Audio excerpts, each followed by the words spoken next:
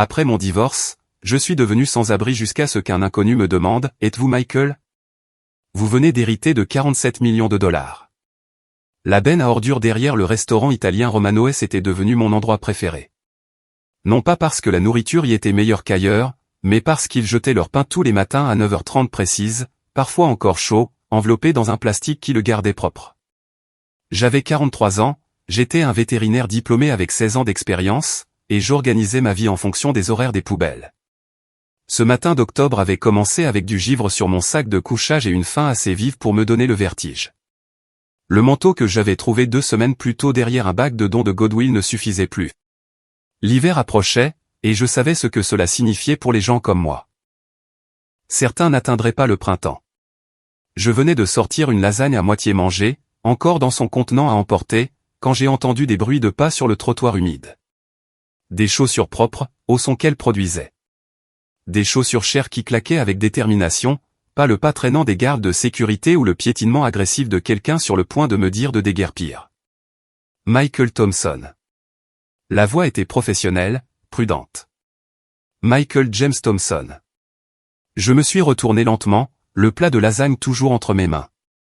L'homme qui se tenait là semblait tout droit sorti d'une publicité pour un cabinet d'avocats. Un costume bleu marine qui coûtait probablement plus que ce que je gagnais en un mois à l'époque. Une cravate argentée, un attaché-caisse en cuir qui brillait même dans la lumière grise du matin. Ses cheveux étaient poivre et sel, parfaitement coiffés malgré le vent. Qui demande ça? Ma voix est sortie plus rauque que je ne l'avais prévu. 3 mois dans la rue changent votre façon de parler, de vous tenir, de croiser le regard de quelqu'un. Je m'appelle Harold Blackstone. Je suis un avocat spécialisé en succession, de New York. Il a mis la main dans son manteau et je me suis tendu, jusqu'à ce que je le voie en sortir une photographie. Est-ce vous? Prise en 2018. La photo me montrait dans ma blouse blanche de vétérinaire, debout devant ma clinique, souriant comme si le monde m'appartenait. À l'époque où j'avais une maison, un cabinet, une femme que je croyais m'aimer, une fille qui répondait encore à mes appels. Comment avez-vous eu ça? Votre grand-oncle, Rudolph Hartley, est décédé le mois dernier à Manhattan. Vous êtes mentionné dans son testament. J'ai éclaté de rire. Un rire dur et amer. L'oncle Rudolph, l'homme qui m'envoyait 5 $ dans une carte d'anniversaire chaque année jusqu'à mes 18 ans, puis plus rien. Je n'avais pas eu de ses nouvelles depuis 25 ans. L'expression de Blackstone n'a pas changé. Monsieur Hartley était particulier concernant les contacts familiaux, mais il gardait une trace de tout le monde. Il était au courant de votre cabinet vétérinaire à Cedar Falls. Il était au courant de votre divorce d'avec Veronica. Il était au courant de votre situation actuelle. Ma situation actuelle. J'ai baissé les yeux sur moi-même, sur le jean taché que je portais depuis 2 semaines, sur les chaussures tenues par du ruban adhésif que j'avais trouvé. Vous voulez dire qu'il savait que j'étais sans abri depuis 3 mois? Oui. La voix de Blackstone s'est légèrement adoucie. Il savait tout, et il vous a légué l'intégralité de sa succession. Le plat de lasagne m'a glissé des mains, s'écrasant au sol avec un bruit mouillé. Son pantouse à Manhattan, dans l'Upper East Side. Son yacht de 12 mètres amarré dans les hantons. Son portefeuille d'investissement, sa collection d'art, ses livres rares. La valeur totale est d'environ 47 millions de dollars. Mes jambes se sont dérobées. Je me suis agrippé au bord de la benne pour rester debout. C'est une arnaque. Vous montez une sorte d'escroquerie. Blackstone a ouvert son attaché-caisse et en a sorti un document. Le cabinet Blackstone, Whitman & Associates gère la succession Hartley depuis 30 ans. Voici ma carte, mon numéro d'accréditation au barreau et une copie du certificat de décès. Vous pouvez tout vérifier. J'ai fixé les papiers, les sceaux officiels, les chiffres qui ne pouvaient pas être réels. 47 millions de dollars. Il y a 6 mois, Veronica s'était moquée de moi à la sortie du tribunal. Personne n'aimera jamais un homme fauché comme toi, avait-elle dit en montant dans la BMW de son nouveau petit ami, Clayton. Tu vas mourir seul dans la rue, Michael. Tu es pathétique. Il doit y avoir une erreur, ai-je dit. Oncle Rudolph avait des parents qui réussissaient. Mon cousin Damon travaille à Wall Street. Trevor est chirurgien à Mount Sinai. Pourquoi me laisserait-il tout? Il y a une condition, a dit Blackstone, et la voilà. Le hic qui allait tout gâcher. Mais je ne peux pas en discuter ici. Monsieur Hartley a laissé des instructions spécifiques. Vous devez venir à New York, dans son Penthouse, et regarder un message vidéo qu'il a enregistré. C'est seulement à ce moment-là que vous apprendrez ce que vous devez faire pour réclamer l'héritage. Et si je ne le fais pas? Si je reste ici? Alors, dans 72 heures, l'intégralité de la succession sera transférée à un bénéficiaire subsidiaire. Quelqu'un que vous connaissez plutôt bien, en fait. Il a fait une pause, étudiant mon visage. Votre ex-femme, Veronica Thompson. Le monde a basculé. J'entendais mon cœur battre dans mes oreilles, je sentais encore le givre de mon sac de couchage dans mes os, je goûtais le désespoir des 3 derniers mois. Monsieur Thompson, a dit Blackstone en regardant sa montre, une Rolex qui captait la faible lumière du soleil. J'ai une voiture qui attend. Nous pouvons être à New York pour midi. Vous aurez l'occasion de prendre une douche, de vous changer, de prendre un vrai repas. Quelle que soit votre décision concernant l'héritage, accordez-vous au moins cela. J'ai regardé la benne à ordures qui était devenue mon lieu de petit déjeuner. La ruelle où j'avais appris à dormir d'un œil. La vie qui ne ressemblait plus à une vie. Quelque part à Manhattan, il y avait un Penthouse à mon nom et 47 millions de dollars qui attendaient. Tout ce que j'avais à faire, c'était de découvrir ce que mon oncle décédé voulait en retour. Donnez-moi 5 minutes, ai-je dit. Je dois dire à quelqu'un que je pars. Alors que je marchais pour trouver Jérémia, le vétéran du Vietnam qui m'avait appris quel refuge était sûr et quelles églises aidaient vraiment, je ne pouvais me défaire du sentiment que l'oncle Rudolph avait planifié cela depuis très longtemps. L'oncle dont je me souvenais à peine, qui m'envoyait 5 dollars à chaque anniversaire comme une horloge, avait apparemment observé toute ma vie, attendant que je tombe assez bas pour comprendre la leçon qu'il avait préparée. L'homme au costume à 1000 dollars se tenait toujours près de la benne à mon retour, aussi déplacé dans cette ruelle que l'espoir dans un refuge pour sans-abri. Mais il était réel. Les papiers étaient réels. Et quelque part à New York, mon oncle décédé m'avait laissé soit une fortune, soit une dernière blague cruelle. Dans tous les cas, ce devait être mieux que de fouiller dans les poubelles pendant que mon ex-femme disait à tout le monde que j'étais déjà mort. Il y a 18 mois, j'avais tout ce qu'un vétérinaire de petite ville pouvait désirer. Ma clinique sur Maple Street à Cedar Falls, Ohio, ne payait pas de mine de l'extérieur. Juste une maison de 2 étages reconvertie avec une enseigne peinte qui disait « Soins vétérinaires Thompson ». Mais à l'intérieur, c'était mon royaume. Je connaissais chaque centimètre de ces salles d'examen, j'avais personnellement installé les éclairages chirurgicaux, j'avais peint les murs en bleu doux parce que des études montraient que cela calmait les animaux anxieux. Le matin où ma vie a commencé à s'effondrer a débuté comme n'importe quel autre. J'examinais le vieux chat tigré de Madame Patterson quand Veronica a appelé. « Il faut qu'on parle ce soir », a-t-elle dit, sa voix portant cette pointe acérée que j'entendais plus souvent. « Et ne dis pas que tu travailles tard encore une fois. » Veronica et moi étions mariés depuis 15 ans. Nous nous étions rencontrés quand elle avait amené le furet malade de sa colocataire, alors que je sortais tout juste de l'école vétérinaire et qu'elle travaillait dans une banque. Elle avait ri de mes blagues nerveuses, avait dit qu'elle admirait un homme qui se souciait des créatures sans défense. Quelque part en cours de route, cette admiration s'était transformée en ressentiment. « Pourquoi ne peux-tu pas être plus ambitieux ?» avait-elle commencé à demander environ 5 ans après notre mariage. Regarde le mari de Nadine, Robert. Il vient d'être promu associé dans son cabinet. Il part en vacances à Cabo le mois prochain. Nadine était la meilleure amie de Veronica à l'université, et comparer notre vie à la leur était devenu le passe-temps favori de Veronica. Robert avait acheté une Tesla à Nadine pour son anniversaire. Robert avait investi tôt dans les crypto-monnaies. Robert emmenait Nadine à Paris pour leur anniversaire. J'avais essayé d'expliquer que j'étais heureux avec mon cabinet, que nous avions une belle vie. Nous étions propriétaires de notre maison, n'avions aucune dette à part l'hypothèque, et je faisais un travail qui comptait pour moi. Le Golden Retriever de Madame Chen est en vie grâce à l'opération que j'ai pratiquée la semaine dernière, lui disais-je. Ça ne compte pas pour quelque chose? Ça ne paie pas une résidence secondaire, répondait-elle. Le soir où elle a demandé le divorce, je l'ai trouvée dans notre chambre en train de faire une valise. Je vois Clayton Morgridge, a-t-elle annoncé aussi nonchalamment que si elle me disait qu'elle avait changé de supermarché. Il est cadre chez Pharmatech Industries. Lui, au moins, il a de l'ambition. Clayton Morgridge. Je l'avais rencontré une fois lors d'une collecte de fonds en ville. Tout en dents blanches et poignées de main ferme. Le genre d'homme qui portait sa bague d'université 20 ans après avoir obtenu son diplôme et s'assurait que vous sachiez que sa montre coûtait plus cher que votre voiture. Le divorce a été brutal d'une manière que je n'aurais jamais imaginée. L'avocat de Véronica a soutenu qu'elle avait sacrifié sa progression de carrière pour soutenir mes modestes ambitions. Peu importait qu'elle ait quitté 3 emplois différents en 10 ans parce qu'elle n'aimait pas ses patrons. Le juge lui a accordé la maison, la moitié de la valeur de la clinique, et une pension alimentaire mensuelle qui allait écraser ce qui restait de mon entreprise. Ma mère, Dorothy, a essayé d'aider. À 71 ans, elle vivait de la sécurité sociale et de la petite pension de mon père pour ses 30 ans à la compagnie de téléphone. Papa était mort 5 ans plus tôt d'une crise cardiaque, en plein milieu de la tonte de la pelouse, parti avant l'arrivée de l'ambulance.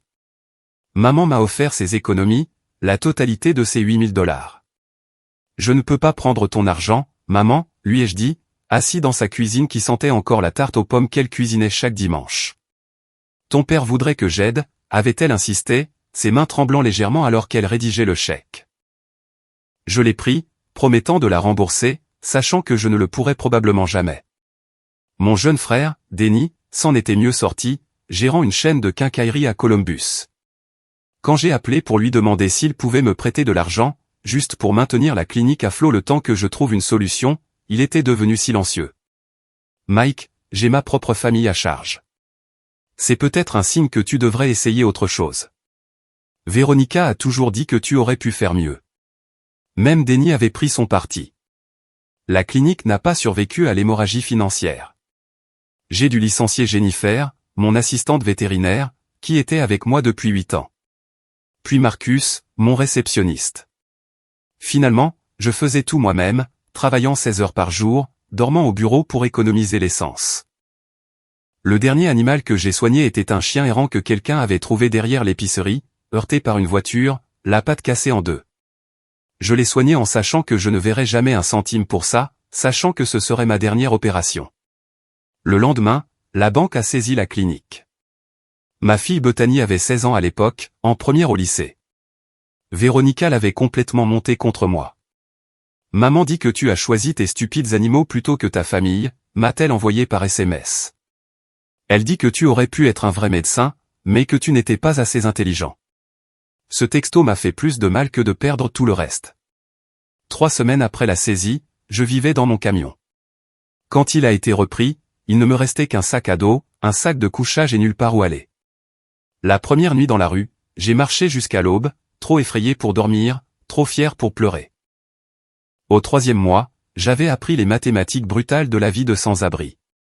Quelle benne avait la meilleure nourriture, quel coin la police ignorait, quel refuge ne volerait pas vos chaussures pendant votre sommeil.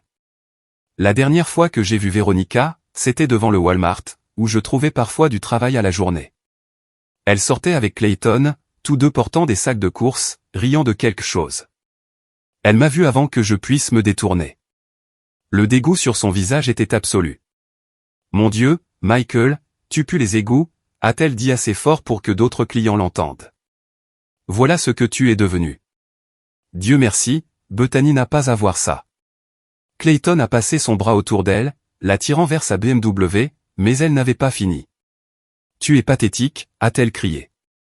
Aucune femme ne voudra jamais de toi maintenant. Tu vas mourir seul, probablement dans une ruelle, et personne ne le remarquera avant des semaines. C'était il y a 6 semaines. Chaque matin depuis, en me réveillant sur du carton ou du béton, j'entendais ces mots. Elle avait probablement raison.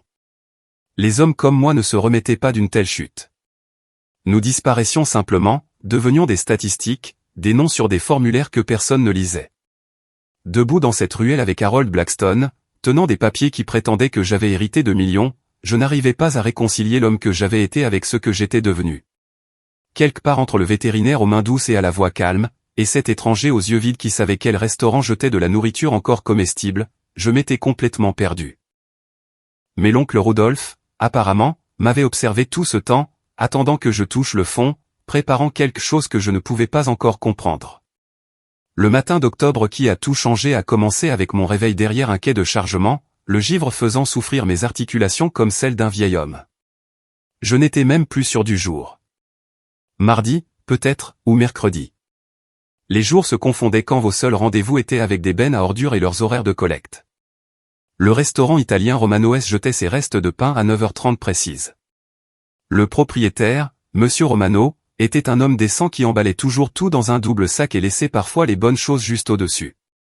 Je crois qu'il savait que des gens comme moi dépendaient de ces déchets. Une fois, je l'ai surpris en train de m'observer depuis la porte arrière alors que je triais soigneusement les sacs, et au lieu de me chasser, il a simplement hoché la tête et est retourné à l'intérieur. Je venais de trouver un plat de lasagne à peine entamé, probablement de quelqu'un qui avait commandé trop, quand j'ai entendu ses pas. Des chaussures propres, délibérées, chères sur un trottoir mouillé. Après 3 mois dans la rue, on apprend à identifier le danger par le son seul. Monsieur Michael James Thompson. L'homme qui se tenait là ressemblait à l'argent incarné. Costume bleu marine sans un pli. Cravate argentée qui captait la lumière. Des chaussures qui coûtaient probablement plus que ce que je gagnais en une semaine à l'époque. Il avait peut-être 60 ans, les cheveux argentés, se tenant avec l'assurance de quelqu'un qui ne s'était jamais demandé d'où viendrait son prochain repas. Qui demande ça? Ma voix est sortie sur la défensive, prête à fuir si nécessaire. Je m'appelle Harold Blackstone, avocat spécialisé en succession du cabinet Blackstone, Whitman & Associates à New York. Il a lentement mis la main à son manteau, comme s'il savait que des mouvements brusques pourraient m'effrayer. Je vous cherche depuis 2 semaines. Il a sorti une photographie et mon cœur a failli s'arrêter. C'était moi, de mon ancienne vie, debout devant ma clinique dans ma blouse blanche, souriant comme si j'avais compris le monde. Mes cheveux étaient coupés. Mon visage était rasé de près. Mes yeux avaient encore de l'espoir. Est-ce vous, vers 2018? Comment avez-vous eu ça? La photo provenait du site web de ma clinique, qui aurait dû être supprimé des mois auparavant quand j'ai cessé de payer l'hébergement. Votre grand-oncle, Rudolph Hartley, est décédé le mois dernier à Manhattan. Avant sa mort, il a engagé des enquêteurs privés pour maintenir des informations à jour sur tous les membres de la famille. Le ton de Blackstone était factuel, comme si traquer ses proches était parfaitement normal. Vous avez été particulièrement difficile à localiser après avoir perdu votre adresse permanente. Oncle Rudolph. J'avais peut-être 5 souvenirs de cet homme, tous de mon enfance. Grand, toujours en costume sombre, se présentant aux réunions de famille mais ne participant jamais vraiment. Il avait envoyé des cartes d'anniversaire avec des billets de 5 $ comme une horloge jusqu'à mes 18 ans, puis plus rien. Maman l'avait mentionné occasionnellement, le frère cadet de sa mère, qui avait fait fortune à New York et oublié ses racines de l'Ohio. Je n'ai pas parlé à l'oncle Rudolph depuis 25 ans, ai-je dit. Pourquoi me chercherait-il? Parce qu'il vous a nommé unique bénéficiaire de l'intégralité de sa succession. Le plat de lasagne m'a glissé des doigts engourdis, s'éclaboussant sur l'asphalte. C'est impossible. Je vous assure que c'est tout à fait possible et entièrement légal. Blackstone a ouvert son attaché-caisse avec une efficacité bien rodée. La succession de Monsieur Hartley comprend un Penthouse à Manhattan évalué à 12 millions de $, un yacht amarré dans les hantons d'une valeur de 3 millions de $, une vaste collection d'art, une bibliothèque de premières éditions rares et un portefeuille d'investissement actuellement évalué à environ 32 millions de $. La valeur totale de la succession est de 47 millions de $ après impôts et frais. Je me suis agrippé au bord de la benne parce que le monde tournait.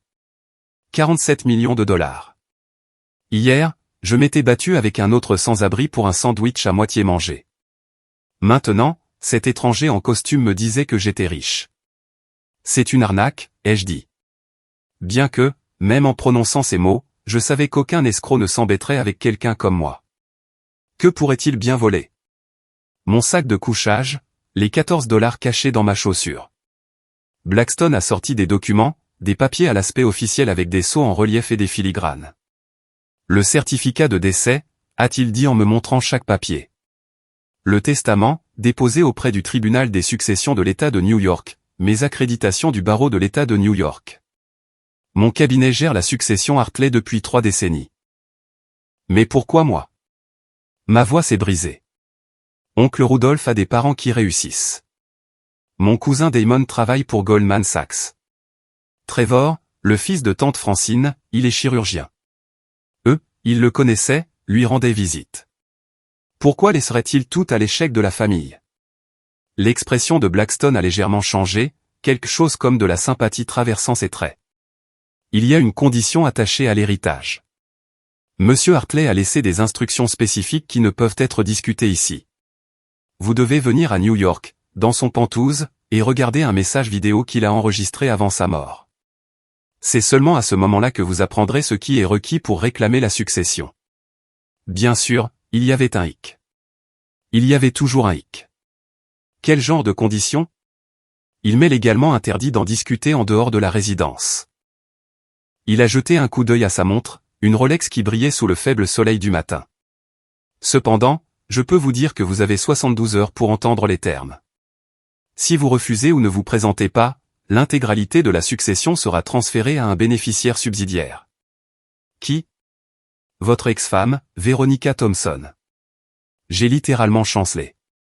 Veronica, qui m'avait tout pris dans le divorce, qui s'était moqué de ma destruction, qui m'avait dit que je mourrais sans amour et sans personne pour me pleurer dans la rue.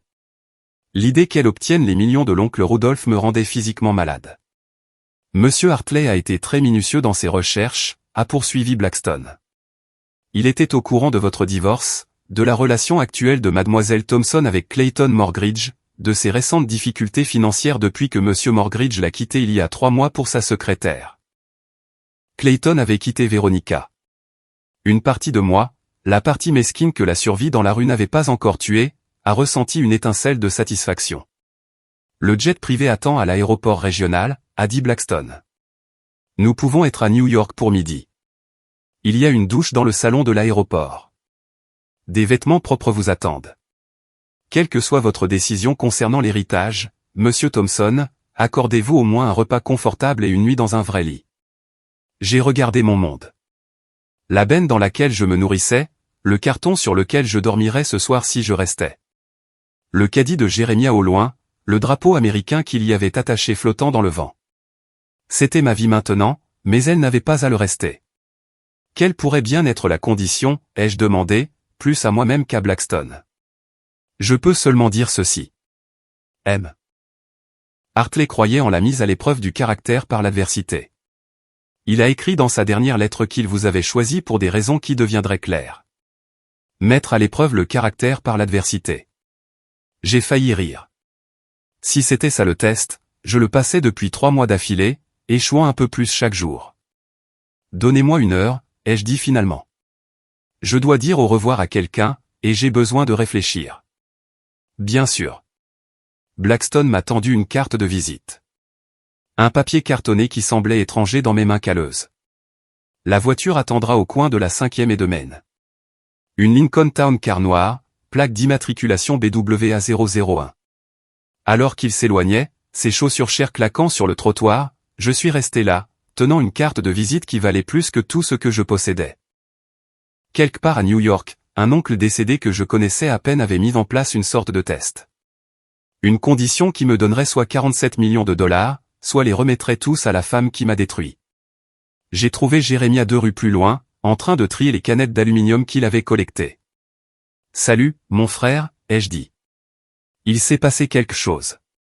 Soit je suis sur le point d'avoir beaucoup de chance, soit je suis en train de tomber dans la blague la plus cruelle qu'on ait jamais faite.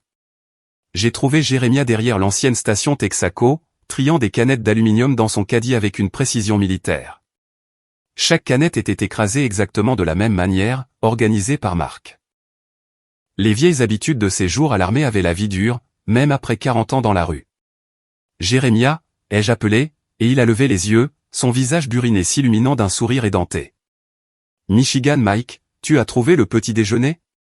Romano S est généralement bon le mardi. C'est comme ça qu'il m'appelait, Michigan Mike. Même si je l'avais corrigé une 12aine de fois en lui disant que j'étais de l'Ohio. Peu importait à Jérémia. Tout le monde avait besoin d'un surnom dans son monde. Écoute, mon frère. Il s'est passé quelque chose. J'ai sorti la carte de visite de Blackstone, le papier si blanc qu'il semblait briller dans la grisaille du matin. Un avocat vient de me trouver. Il dit que mon oncle est mort et m'a laissé de l'argent. Beaucoup d'argent. Jérémia a plissé les yeux sur la carte, puis sur moi. Tu as encore bu de ce bain de bouche. Ce truc te fait voir des choses. Je suis sérieux. Il veut que j'aille à New York aujourd'hui. Si c'est réel, si ne serait-ce qu'une partie est réelle, je ne reviendrai peut-être pas. Jérémia a posé ses canettes et m'a vraiment regardé. En 3 mois, il m'avait tout appris sur la survie dans la rue. Quel refuge avait des punaises de lit? Lesquels avaient une sécurité décente? Comment rester au chaud avec des journaux et du carton? Où les flics vous laissaient tranquille si vous restiez discret? Il m'avait sauvé la vie plus d'une fois, me relevant quand je voulais tout abandonner. Tu te souviens de ce que je t'ai dit la première semaine, a-t-il demandé. Ne fais confiance à personne qui t'offre quelque chose de gratuit. L'autre chose. J'ai repensé à ces premiers jours terrifiants. Chaque porte qui se ferme, une autre attend de s'ouvrir. Il faut juste vivre assez longtemps pour la trouver. C'est ça. Il a fouillé dans son caddie et en a sorti quelque chose enveloppé dans du plastique. Il me l'a tendu. C'était une montre, vieille mais propre, du genre avec de vraies aiguilles au lieu de chiffres numériques. J'ai trouvé ça la semaine dernière. Je la gardais pour l'échanger, mais tu en auras plus besoin que moi. Les riches se soucient du temps. Le geste a brisé quelque chose en moi. Cet homme qui n'avait rien me donnait l'un de ses rares biens de valeur. Jérémia, je ne peux pas accepter ça. Si, tu peux, et tu le feras. Sa voix est devenue sévère. Le sergent qu'il avait été refaisait surface. Et si ce truc est réel, si tu obtiens cet argent, ne nous oublie pas, nous ici. Ne deviens pas une de ces personnes qui traversent la rue pour éviter de regarder ce qu'elles étaient avant. Si ça marche, je reviendrai pour toi. Je te le promets. Ne fais pas de promesses que tu ne peux pas tenir, Michigan. Souviens-toi juste que nous sommes humains. C'est tout ce que nous voulons, être vus comme des humains. Je lui ai serré l'épaule. Cet homme qui était devenu mon frère improbable dans la période la plus sombre de ma vie, puis j'ai marché jusqu'à la 5e Mn.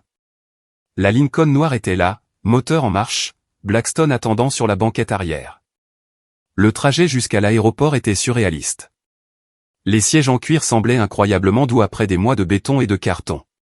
La voiture avait des sièges chauffants, une chose dont j'avais oublié l'existence. Blackstone m'a tendu un dossier avec des documents sur la succession de l'oncle Rudolph, des pages de jargon juridique sur lesquelles je ne pouvais pas me concentrer. Au terminal privé de l'aéroport régional, Blackstone m'a conduit à un salon dont je ne connaissais même pas l'existence. Les douches sont par là, a-t-il dit. J'ai pris la liberté de faire livrer des vêtements. Nous avons estimé votre taille à partir de vos anciens permis de conduire. La douche était transcendante. De l'eau chaude qui ne s'arrêtait pas après 3 minutes. Du savon qui sentait le cèdre au lieu du désinfectant industriel. Je suis resté sous ce jet pendant 20 minutes, regardant 3 mois de vie de rue s'écouler dans le siphon. Mes mains semblaient étrangères une fois propres, mes ongles de nouveau humains au lieu d'être noirs de crasse. Les vêtements me allaient parfaitement. Un jean foncé, une chemise à boutons, un blazer bleu marine. Rien d'extravagant, mais propre et neuf. En me regardant dans le miroir, je pouvais presque voir l'homme que j'étais, si l'on ignorait les joues creuses et la façon dont mes yeux étaient devenus plats. Dans le jet privé, Blackstone m'a offert du café et des sandwichs. Du vrai café, pas les sachets instantanés que je volais dans les stations-service. Le sandwich avait de la dinde, du fromage suisse, de la laitue qui craquait vraiment. J'ai mangé lentement, mon estomac rétréci protestant contre la richesse. Parlez-moi de l'oncle Rudolph, ai-je dit alors que nous montions au-dessus des nuages. Le vrai lui, pas l'histoire qu'il voulait que les gens croient. Blackstone a pesé ses mots. Rudolph Hartley était brillant, excentrique et complètement seul par choix. Il a bâti sa fortune en faisant le commerce de livres rares et en authentifiant des œuvres d'art, mais son vrai talent était de lire les gens. Il pouvait regarder une peinture ou un manuscrit et repérer un faux instantanément. Mais plus que ça, il pouvait regarder le vendeur et connaître toute son histoire. Pourtant, il a choisi de tout laisser à un neveu qu'il n'avait pas vu depuis des décennies. Il conservait des dossiers sur chaque membre de la famille, a dit Blackstone. Votre cousin Damon, le banquier d'affaires, il a suivi chaque transaction, chaque déclaration à la SEC. La carrière chirurgicale de votre cousin Trevor, chaque avis de patient, chaque procès pour faute professionnelle.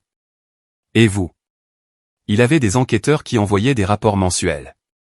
Votre cabinet vétérinaire, votre mariage, votre effondrement. Il m'a regardé devenir sans abri et n'a rien fait. Il se mourait d'un cancer du pancréas. Au moment où vous avez tout perdu, il lui restait quelques semaines à vivre. Mais oui, il a regardé. Il disait, la souffrance révèle le caractère d'une manière que le succès ne peut jamais faire. Par le hublot du jet, je pouvais voir New York approcher, cette célèbre ligne d'horizon s'élevant comme des doigts cherchant à saisir le ciel. Quelque part là-dessous, il y avait un pantouse à mon nom, 47 millions de dollars qui attendait une condition que je ne pouvais imaginer. Monsieur Blackstone, quel genre d'homme impose des conditions pour sauver sa propre famille? Le genre qui croit que le salut ne devrait pas être gratuit, a-t-il répondu. Monsieur Hartley disait souvent que l'argent non gagné détruisait plus de vies que la pauvreté ne l'a jamais fait. Alors que nous descendions vers l'aéroport de Teterboro, j'ai pensé à Veronica découvrant cet héritage. Elle avait quitté Clayton après qu'il l'ait trompée. Selon Blackstone, elle était sur le point de perdre la maison qu'elle m'avait volée lors du divorce. L'idée qu'elle obtienne cet argent si j'échouais au test que l'oncle Rudolph avait conçu me retournait l'estomac. Mais plus que ça, j'ai pensé aux mots de Jérémia. Ne nous oublie pas, nous ici. Ne deviens pas une de ces personnes qui traversent la rue. Quelle que soit la condition de l'oncle Rudolph, j'avais le sentiment qu'elle déterminerait non seulement si j'obtenais son argent, mais aussi quel genre d'homme je deviendrais avec.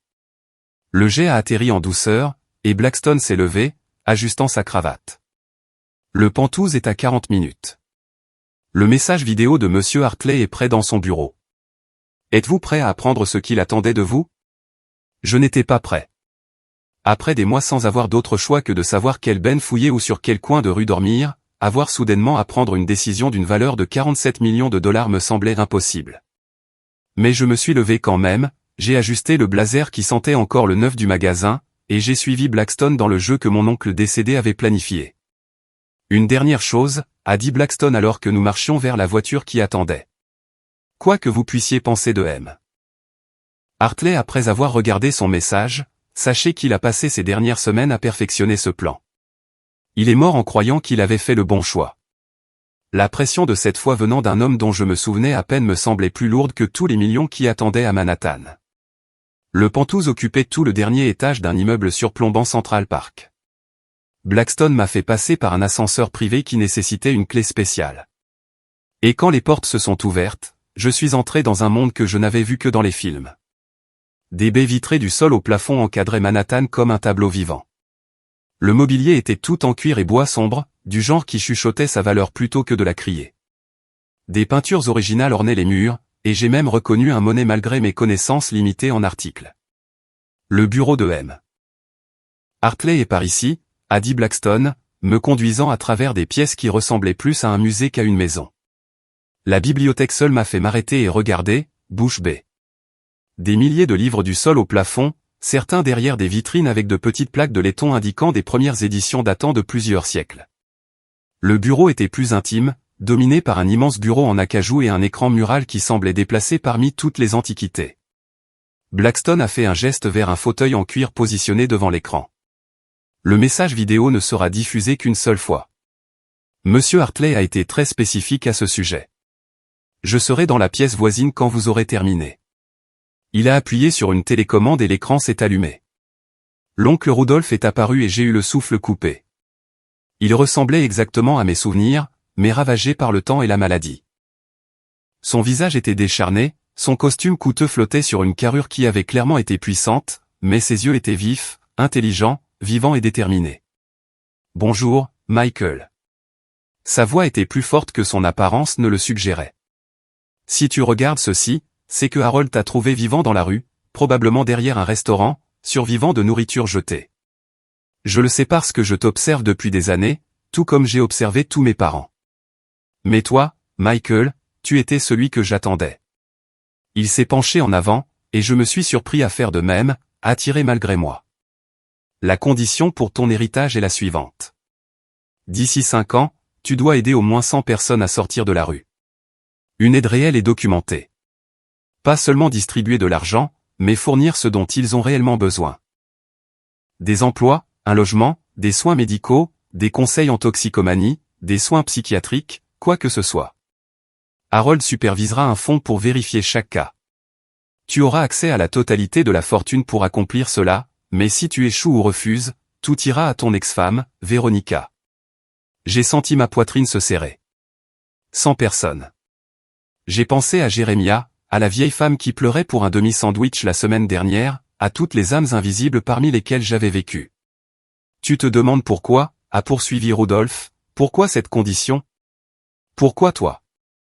Laisse-moi te dire quelque chose que personne dans notre famille ne sait. En 1967, je suis revenu de Corée brisé.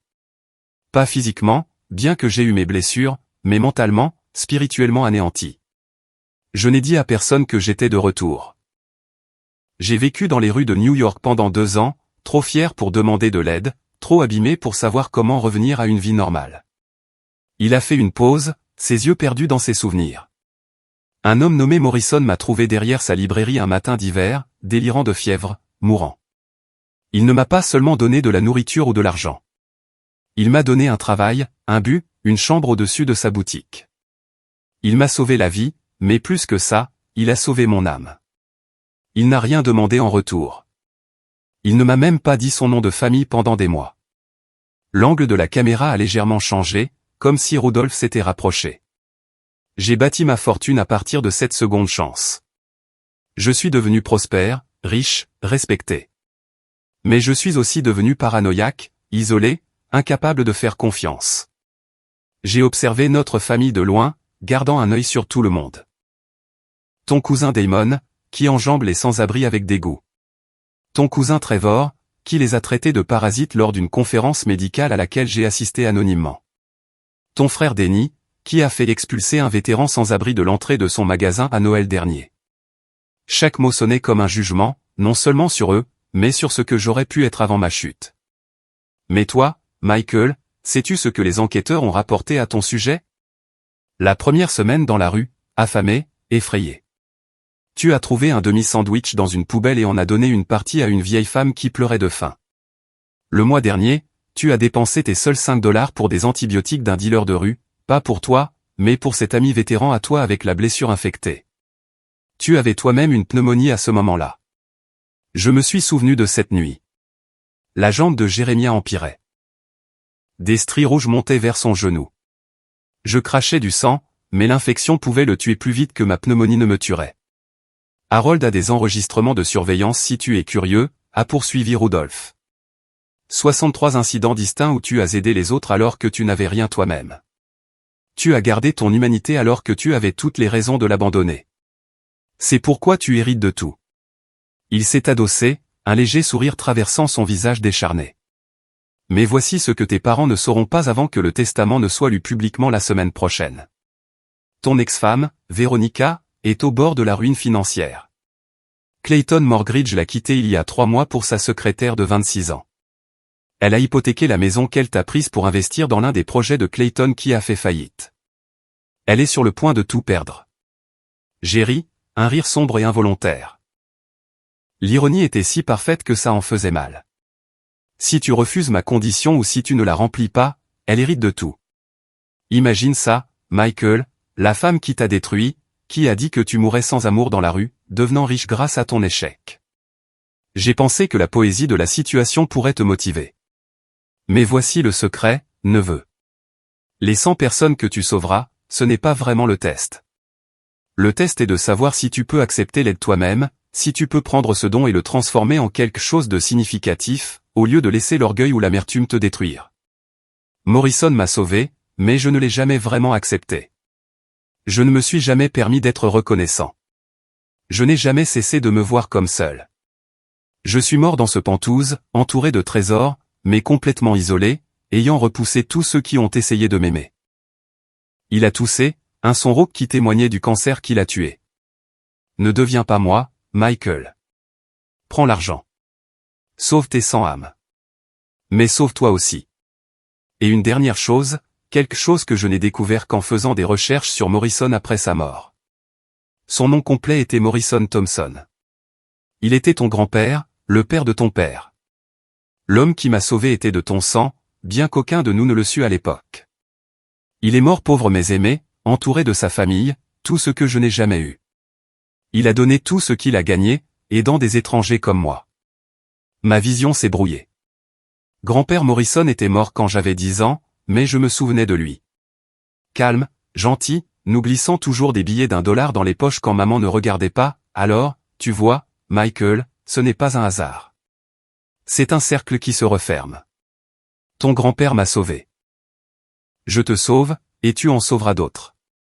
C'est ainsi que la bonté survit dans ce monde brutal. transmise de main en main comme une flamme secrète qui refuse de s'éteindre. L'écran est devenu noir, puis s'est rallumé avec un dernier message. Tu as 24 heures pour décider. Mais je connais déjà ta réponse. Tu es un Thompson. Tu les aideras parce que c'est ce que fait ta lignée. Ce que ton grand-père a enseigné sans enseigner. Ce que tu as appris sans apprendre. Bienvenue à la maison, neveu. L'écran est devenu noir. J'étais assis dans ce fauteuil en cuir dans un pantouse de 47 millions de dollars, des larmes coulant sur mon visage, pensant à grand-père Morrison sauvant un jeune vétéran derrière sa librairie, sans jamais savoir que ce vétéran sauverait un jour son petit-fils. Blackstone est entré discrètement. M. Thompson, quelle est votre décision? Je me suis levé, m'essuyant le visage, pensant à Jérémia triant ses canettes, à la vieille femme serrant son morceau de sandwich, à toutes les personnes invisibles attendant que quelqu'un les voie comme des humains. Je le ferai, ai-je dit. Mais pas pour l'argent et pas à cause de Véronica. Je le ferai parce que mon grand-père l'aurait voulu, parce que c'est ce que nous faisons. Blackstone a souri, la première émotion sincère que j'ai vue de lui. Monsieur Hartley a dit que vous diriez exactement cela. Devons-nous discuter de la structure du fond? J'ai regardé Manhattan s'étendre en dessous. Toutes ces lumières représentant des vies, des histoires, des luttes.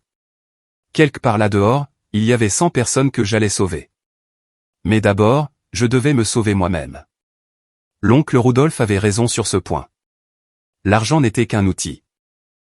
Le véritable héritage était la chance de compter à nouveau, d'être l'homme que mon grand-père aurait reconnu. Oui, ai-je dit. Commençons. Je suis resté longtemps devant ces immenses fenêtres après que Blackstone ait quitté la pièce, regardant les lumières de la ville commencer à scintiller dans l'obscurité du soir. Chaque lumière représentait la vie de quelqu'un, la lutte de quelqu'un, l'espoir de quelqu'un. 24 heures plus tôt, je fouillais dans les ordures. Maintenant, je possédais ce pantouse et j'avais 47 millions de dollars pour changer des vies. La première personne que j'ai appelée fut Jérémia. J'ai demandé à Blackstone de me conduire à un magasin de téléphonie pour acheter un portable, puis je suis retourné directement à la station Texaco. Il était toujours là, arrangeant ses canettes pour le recyclage du lendemain. Michigan Mike, a-t-il crié en me voyant sortir de la Lincoln. Tu es bien propre. Cet avocat ne mentait pas, tout est vrai, Jérémia. Chaque mot. Je me suis assis sur le trottoir à côté de son caddie, portant toujours mes nouveaux vêtements, mais sans me soucier de la saleté. J'ai besoin de ton aide.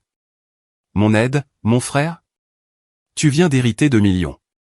De quoi pourrais-tu avoir besoin de moi? Je dois aider 100 personnes à sortir de la rue. Une vraie aide, pas seulement jeter de l'argent. Tu connais ces rues mieux que n'importe quel travailleur social. Tu sais qui a besoin de quoi, qui est prêt à être aidé, qui ne l'est pas. Je veux t'engager comme directeur de la sensibilisation. Jérémia a ri jusqu'à ce qu'il réalise que j'étais sérieux. Mike, je n'ai pas eu de vrai travail depuis 20 ans. Tu fais ce travail depuis 20 ans, seulement personne ne te payait pour ça. Tu m'as appris à survivre. Tu as maintenu en vie des dizaines de personnes avec tes connaissances. J'ai besoin de cette expertise. En une semaine, j'avais créé la fondation Hartley, la nommant en l'honneur de l'oncle Rudolph.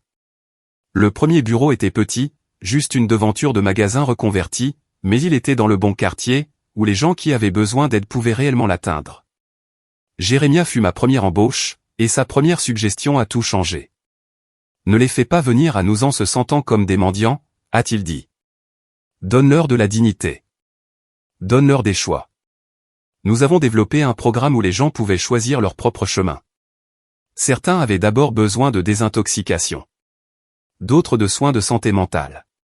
Certains avaient juste besoin d'une chance, d'un emploi, de quelqu'un pour croire qu'ils pouvaient être plus que leur pire moment. Chaque personne avait un travailleur social, mais plus important encore, elle avait un mentor qui était passé par là. La troisième personne que nous avons aidée était Agnès, la vieille femme avec qui j'avais partagé ma trouvaille des mois plus tôt. Elle n'avait pas besoin de grand-chose, juste d'un appartement sûr et de quelqu'un pour l'aider à naviguer dans les prestations de sécurité sociale auxquelles elle ne savait pas qu'elle avait droit. Quand nous l'avons installée dans une résidence pour personnes âgées, ses prestations couvrant les frais, elle a pleuré pendant 1 heure. Je pensais que je mourrais dans la rue, a-t-elle dit. Je pensais que c'était la fin de mon histoire. Au 6e mois, nous avions aidé 37 personnes à trouver la stabilité. Chaque succès était documenté, vérifié par le cabinet de Blackstone, mais plus important encore, chaque succès était durable. Nous ne nous contentions pas de loger les gens et de les abandonner. Nous assurions un suivi, fournissions un soutien continu, célébrions leur victoire. C'est alors que Véronica est apparue. Elle avait l'air différente, désespérée d'une manière que je reconnaissais parce que j'avais porté la même expression. Ses vêtements de marque étaient les mêmes que lors de notre divorce, mais ils flottaient sur elle maintenant. La BMW avait disparu. Le sourire supérieur avait été remplacé par quelque chose de vide. « Michael » a-t-elle dit, se tenant à l'entrée de la fondation comme si elle n'était pas sûre d'avoir le droit d'entrer. « J'ai entendu parler de ton héritage. J'ai entendu parler de ce que tu fais. Qu'est-ce que tu veux, Véronica ? Clayton m'a quitté pour sa secrétaire. La maison est en cours de saisie. J'ai logé chez des amis, mais ils commencent à en avoir marre de moi.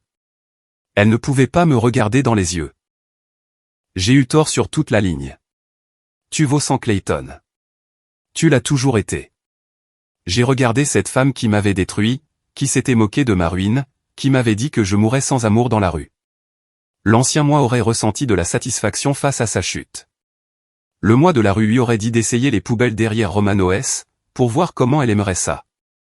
Mais l'homme que l'oncle Rudolph m'avait mis au défi de devenir a vu autre chose. Un être humain en souffrance. Je ne peux pas être de nouveau avec toi, Véronica. Ce pont est brûlé au-delà de toute réparation. Je sais. Je ne demande pas ça. Je demande si tu pouvais peut-être m'aider à trouver un travail, quelque chose de simple. Je travaillerai. Je ferai tout ce qu'il faut. La fondation aide les personnes sans abri. Tu n'en es pas encore là. Je le serai bientôt. Sa voix s'est brisée. La semaine prochaine, probablement. Je lui ai donné la carte de visite d'une agence d'intérim ordinaire. Ce sont de bonnes personnes. Ils t'aideront à trouver quelque chose. Mais Véronica, c'est tout ce que tu obtiendras de moi. Pas d'argent, pas de traitement de faveur, juste cette recommandation. Tu dois reconstruire ta propre vie. Elle a hoché la tête, des larmes coulant sur son visage, et est partie sans un autre mot. Ma fille Bethany m'a contacté 3 mois plus tard, mais pas pour l'argent. Papa, j'ai vu un article sur ta fondation, a-t-elle dit au téléphone. Sur les gens que tu aides. Maman m'a raconté des mensonges sur la raison de ta disparition. J'aurais dû être plus intelligente. J'aurais dû te contacter. Tu n'étais qu'une enfant. Ta mère était tout ce que tu avais. Est-ce que je peux faire du bénévolat à la fondation ? Je veux dire, j'ai 17 ans maintenant, assez grande pour aider. C'est ainsi que j'ai retrouvé ma fille. Non pas grâce à des millions, mais grâce au service. Elle venait tous les samedis, aidant à servir les repas, à organiser les dons de vêtements, s'asseyant avec les gens et écoutant leurs histoires. Elle était particulièrement douée avec les jeunes sans-abri, les fugueurs et les laissés-pour-compte qui lui faisaient confiance d'une manière qu'ils ne pouvaient pas faire confiance aux adultes. Au bout de 3 ans, nous avions aidé 86 personnes. Certains ont échoué, ont rechuté, ont disparu à nouveau dans la rue. C'était la partie la plus difficile, accepter que tout le monde ne pouvait pas être sauvé, que certaines personnes n'étaient pas prêtes. Mais la plupart ont réussi, trouvant des emplois, renouant avec leur famille, reconstruisant des vies qu'ils pensaient perdues à jamais. Puis Blackstone m'a appelé avec une nouvelle qui a tout bouleversé. Michael, j'ai trouvé quelque chose dans les papiers de Monsieur Hartley, un journal de 1969. Vous devez voir ça. L'entrée était datée du 15 décembre 1969. L'homme qui m'a sauvé m'a enfin dit son nom complet aujourd'hui. Morrison Thompson. Il a été comme un père pour moi ces 2 dernières années. Il a mentionné un fils, Steven, vivant en Ohio. Je me demande si je rencontrerai un jour sa famille, si je pourrai un jour rembourser cette dette. Steven était le nom de mon père. Il y a plus, a dit Blackstone en tournant les pages. Morrison Thompson savait exactement qui était votre oncle. Il a sa propre entrée de journal de ce même jour. L'écriture de Morrison était tremblante, mais claire. J'ai dit mon nom au jeune Rudolph aujourd'hui. Je ne pense pas qu'il réalise que je sais qui il est. Le frère de Dorothy, qui a disparu après la guerre. La famille le croit mort.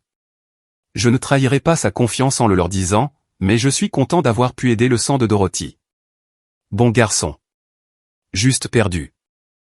Il trouvera son chemin, mon grand-père avait toujours su. Il avait sauvé le frère de sa belle-sœur, sans jamais le dire à personne, sans jamais en tirer de crédit. Le secret a créé des ondes à travers les décennies, se terminant avec l'oncle Rudolf qui me sauvait. Debout dans ce pantouse où l'oncle Rudolf est mort seul, j'ai réalisé que le véritable héritage n'était ni l'argent ni les biens. C'était la preuve que la gentillesse crée des cercles. Que l'aide aux autres revient de manière inattendue. Que l'amour opère dans l'ombre, à travers les décennies et à travers des personnes que nous connaissons à peine. Au bout de 5 ans, j'avais aidé 103 personnes à sortir de la rue. La fondation avait grandi, d'autres donateurs se joignant à notre cause. Jérémia était devenu un expert respecté en sensibilisation, parlant lors de conférences sur la dignité et les services sociaux. Ma fille étudiait le travail social à l'université, prévoyant de poursuivre la mission. Mais le meilleur moment est venu quand j'ai trouvé une vieille photo dans le bureau de l'oncle Rudolf. C'était des funérailles de mon grand-père, dont je me souvenais à peine. Au fond, debout seul, se trouvait un oncle Rudolf plus jeune. Il était venu dire au revoir à l'homme qu'il avait sauvé, même si personne ne connaissait leur lien. Au dos, de l'écriture de Rudolf, Morrison Thompson, 1910 à 1985. Tu m'as sauvé sans rien demander. Je rendrai l'appareil. Je le promets. Et il l'avait fait, à travers moi. À travers les 100 vies que nous avons changées, à travers les milliers d'autres que la Fondation aiderait dans les années à venir. L'argent avait été l'outil, mais le vrai cadeau était de comprendre que nous sommes tous connectés, que la gentillesse voyage dans le temps, que le sans-abri d'aujourd'hui pourrait être le sauveur de demain. L'oncle Rudolf l'avait appris de mon grand-père. Je l'avais appris de la rue. Et quelque part, quelqu'un que nous avions aidé l'apprendrait aussi, le transmettant à quelqu'un d'autre dans le besoin. C'est ainsi que le monde change réellement. Pas grâce à des héritages de 47 millions de dollars, mais grâce à une personne qui en aide une autre, créant des chaînes de compassion qui s'étendent sur des générations. Mon grand-père l'a commencé avec un vétéran désespéré derrière sa librairie. L'oncle Rudolf l'a continué avec sa fortune et sa foi en moi. Et maintenant, c'était à mon tour de maintenir la chaîne, une vie à la fois. Debout dans ce pantouse, plus sans abri, mais n'oubliant jamais ce que cela faisait, j'ai enfin compris ce que l'oncle Rudolf voulait dire par accepter de l'aide. Ce n'était pas de la faiblesse de prendre la main de quelqu'un. C'était le premier maillon d'une chaîne qui finirait par tirer quelqu'un d'autre en sécurité. La fortune n'était pas ma fin. C'était mon commencement. Et quelque part, mon grand-père et l'oncle Rudolf regardaient, satisfaits que leur investissement dans la gentillesse ait enfin porté ses fruits. La partie suivante semble être une conclusion pour une vidéo YouTube, je la traduis comme telle.